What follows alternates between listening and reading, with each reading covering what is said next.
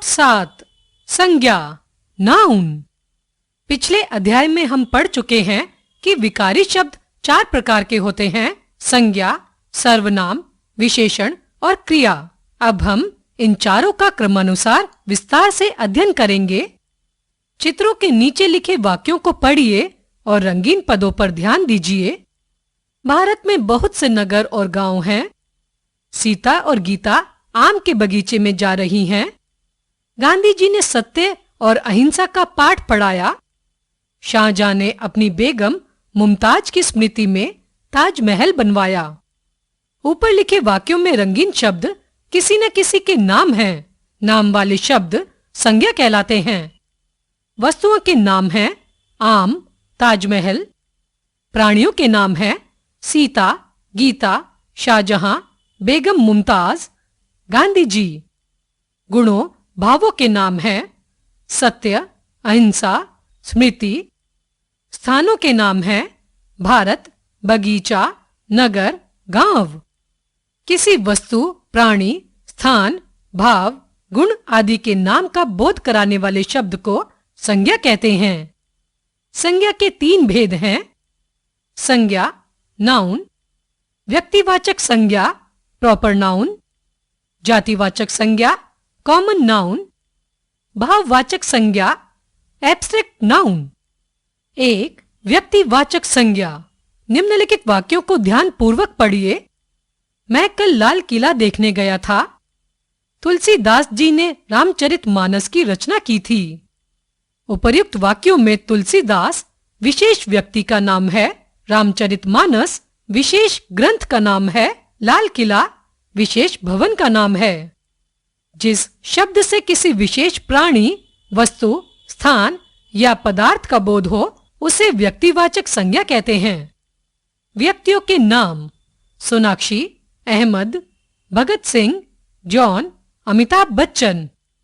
देशों के नाम: भारत, अमेरिका, रूस, नेपाल, ब्रिटेन, इटली, रोम।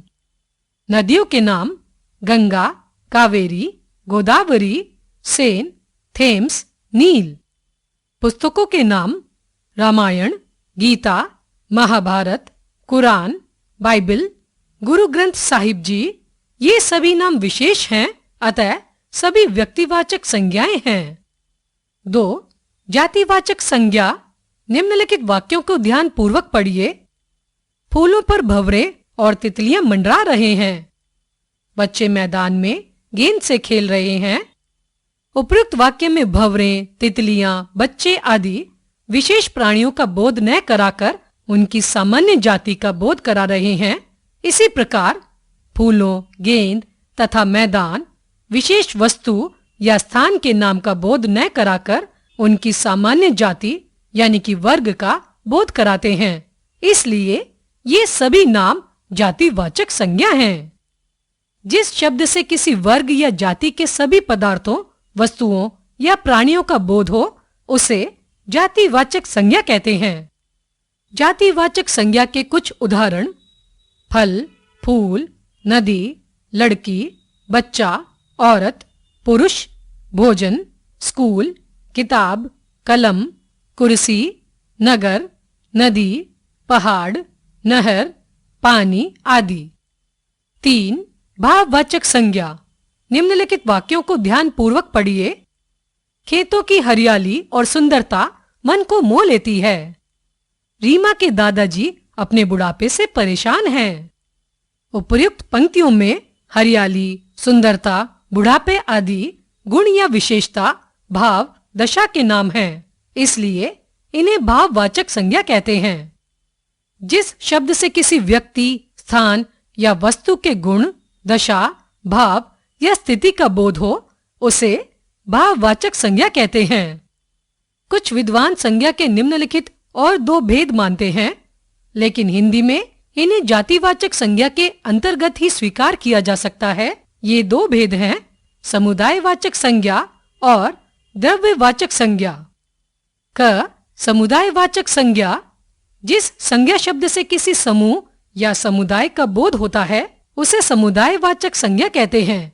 जैसे सेना, भीड़, परिवार, दल आदि। ख, द्रव्यवाचक संज्ञा। जिस संज्ञा शब्द से किसी पदार्थ का बोध हो उसे द्रव्यवाचक संज्ञा कहते हैं, जैसे सोना, चांदी, लोहा, तांबा, ऊन आदि। विशेष ध्यान दें, भाववाचक संज्ञा का प्रयोग जब बहुवचन के रूप में किया जाता है तब वह जातिवाचक संज्ञा कहलाती है। जैसे प्रत्येक मनुष्य को बुराई से बचना चाहिए, भाववाचक संज्ञा। उसमें कितनी बुराइयां हैं मैं बता नहीं सकता, जातिवाचक संज्ञा। भाववाचक संज्ञाएं 4 प्रकार के शब्दों से बनती हैं। 1, जातिवाचक संज्ञा से। 2, सर्वनाम से। 3, विशेषण से। 4, क्रिया से। जातिवाचक संज्ञा से बनी भाववाचक संज्ञाएं। जातिवाचक संज्ञा, भाववाचक संज्ञा। अभिनेता, अभिनय। कवि, कवित्व। चोर, चोरी। गुरु, गुरुता, गुरुत्व। देव, देवत्व। दास, दासता। दानव, दानवता। दुर्जन, दुर्जनता। नारी, नारीत्व। पशु, पशुता, पशुत्व। पंडित, पांडित्य। बंधु, बंधुत्व, बंधुता। बच्चा, बचपन। प्रभु, प्रभुता, प्रभुत्व। मूर्ख, मूर्खता। लड़का, लड़कपन। व्यक्ति, व्यक्तित्व। शत्रु, शत्रुता। सज्जन, सज्जनता। स्त्री, स्त्रीत्व। हिंदू, हिंदुत्व। मित्र, मित्र।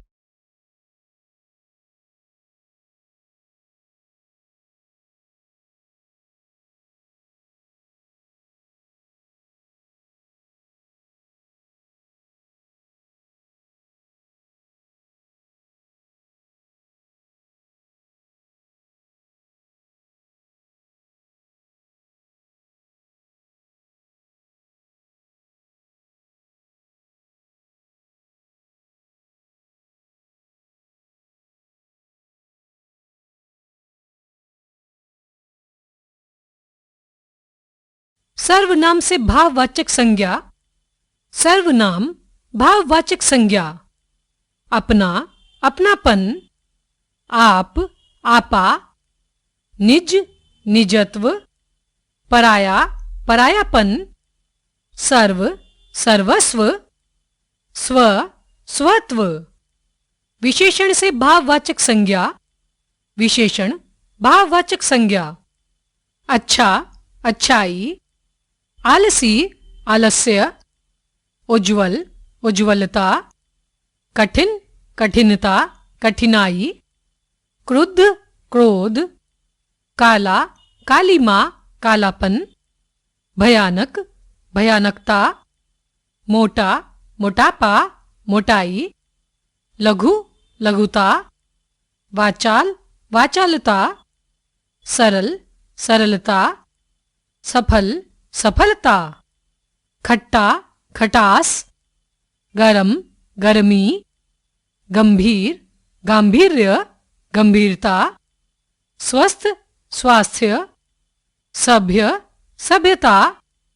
सफेद, सफेदी। क्रिया से भाववाचक संज्ञा। क्रिया, भाववाचक संज्ञा। खेलना, खेल। चढ़ना, चढ़ाई। चलना, चाल। जीतना, जीत। दौड़ना, दौड़। पढ़ना, पढ़ाई। मुस्कराना, मुस्कराहट। रोना, रुलाई। लिखना, लिखाई।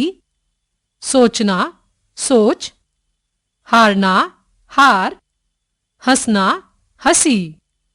हमने सीखा, किसी व्यक्ति, वस्तु, स्थान या भाव के नाम को संज्ञा कहते हैं। संज्ञा के 3 भेद होते हैं: व्यक्तिवाचक, जातिवाचक और भाववाचक। संज्ञा के 2 भेद और माने जाते हैं: समुदायवाचक और द्रव्यवाचक। भाववाचक संज्ञाओं का निर्माण जातिवाचक संज्ञा, सर्वनाम, विशेषण और क्रिया शब्दों से होता है।